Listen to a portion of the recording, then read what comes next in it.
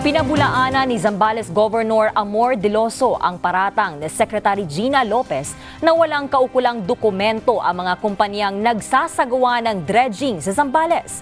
Sa panayam ng Agila 1062, nilinaw ni Diloso na may pahintulot niya ang isinasagawang dredging sa mga ilog na tinabunan ng lahar kaya ito ay legal.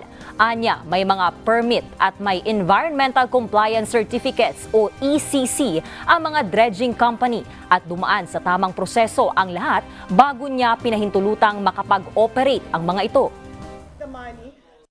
It is my right, a supreme right. Karapatan ko yan at sino man can be overruled by that.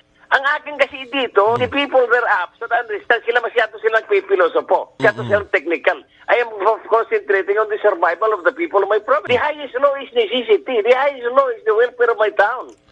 Oh, anong technicality na gusto nila? Pag binigyan ng permit ng governor, they have to execute. Dagdag pa ni Diloso, kapag hindi naging maayos ang operasyon ng isang dredging company, ay agad niyang inaalisan ng permit.